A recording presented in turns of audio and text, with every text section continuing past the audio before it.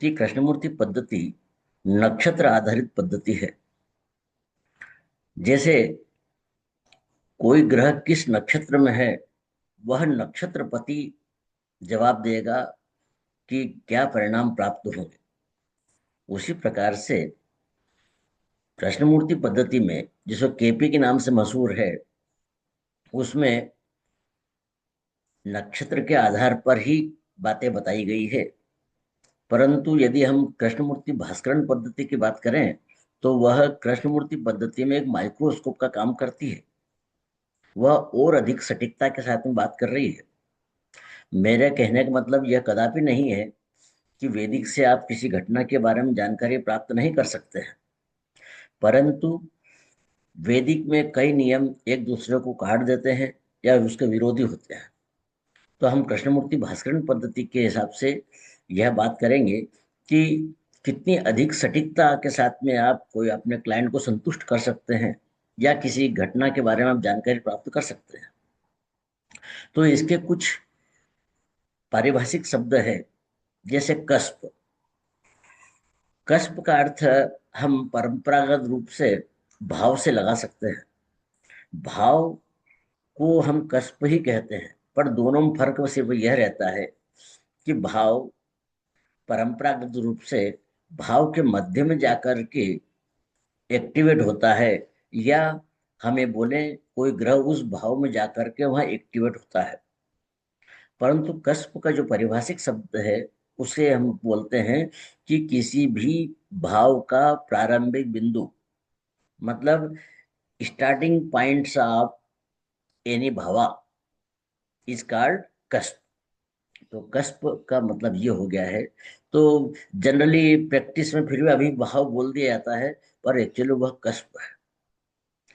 तो कस्प का जो किसी भी कस्प का जो उप नक्षत्रपति होता है, वह उस भाव का मालिक होता है। वही उस भाव के बारे में यह बताएगा कि यह ग्रह या यह भाव कितना मजबूत है, उसकी पोटेंशियल कितनी है, वह अपने आप में कितना महत्व लेके चल रहा है।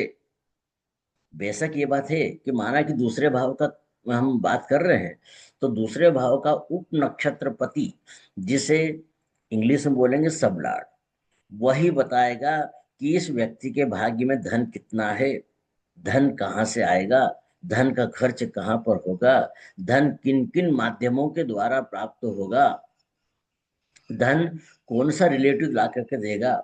ऐसी धन से संबंधित, जैसे धन कब डूब जाएगा या डूबा हुआ धन वापस आएगा कि नहीं आएगा, ऐसी बातें हम उस कस्प के उप नक्षत्रपति, जिसे सबलाड कहते हैं, उसके द्वारा प्राप्त कर सकते हैं। दूसरी परिभाषित शब्द है सबलाड। सबलाड मतलब उप नक्षत्रपति, स्टारलाड मतलब नक्षत्रपति। ठीक है ना। ये परिभाषित शब्द थोड़े इंग्लिश में है, तो कृष्णमूर्ति पद्धति में जनरली सामान्य रूप से इंग्लिश में ही इसका स्टार लॉर्ड ये है, इसका स्टार लॉर्ड ये है, जबकि हिंदी में नक्षत्रपति कहा जाता है। और सब लॉर्ड उप नक्षत्रपति। कहीं कहीं पर आपको सब लॉर्ड का प्रयोग भी करना पड़ेगा, मतलब उप उप नक्षत्रपति का भी प्रयोग करना पड़ेगा। ये साधारण से दो तीन नियम थे। अब हम थोड़े और अंदर डिटेल में बात करते हैं कि इसका नक्षत्र आधारित पद्धतियों का सबसे बड़ा फंडा यह रहता है कि ग्रह नक्षत्र के अधीन है। ग्रह कितना भी शक्तिशाली हो, वह जिस नक्षत्र में बैठा हुआ है या जिस नक्षत्र में गोचर कर रहा है, उसके अधीन रहेगा। आप इसे एक सामान्य उदाहरण से समझिए कि मिस्टर राम कहीं प्रोग्राम में गए। मिस्टर राम कोई सा भी ग्रह हो सकता है, माना कि वह सूर्य है, और सूर्य जन्म कुंडली में या प्रश्न कुंडली में या गोचर में शुक्र के नक्षत्र में चल रहा है। तो हमारा नियम क्या है कि सूर्य शुक्र के भावों के फल देगा। ठीक है ना। तो राम जी गए किसी के प्रोग्राम में, माना कि जिसके घर गए वह शुक्र है। अब वहां पर वो शुक्र ने, मतलब उस नाम को, शुक्र का नाम आप कुछ भी रख सकते हैं, मान लिया मोहन नाम रख दिया, तो मोहन ने जो व्यवस्था घर में कर रखी है, कुर्सी टेबल की या सोफे की या बेंच की, जो भी व्यवस्था कर रखी है, कूलर की, एसी की व्यवस्था कर रखी है, तो राम जी को वहां का वातावरण में रहना पड़ेगा, उस वातावरण में रहना पड़ेगा।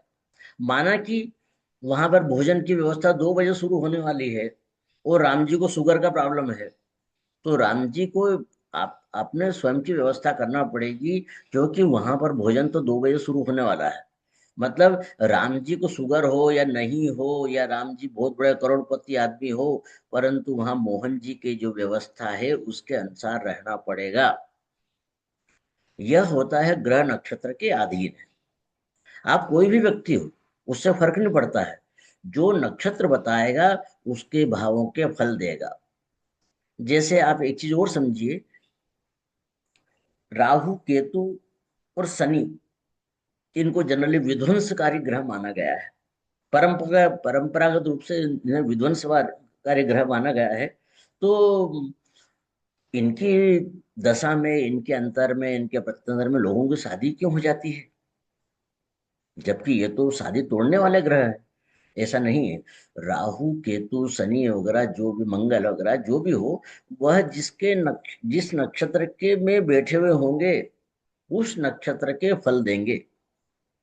जैसे शनि यदि किसी के जन्म कुंडली में या प्रश्न कुंडली में मंगल के बुध के नक्षत्र में बैठे हुए हैं, और बुध उस जिसकी बात कर रहे हैं उसका सप्तम भाव का स्वामी है, या सप्तम भाव का उपनक्षत्रपति है, या वह वहां पे उच्च राशि उसकी वहां पे राशि बैठी हुई है, तो बुध शादी की बात करेगा।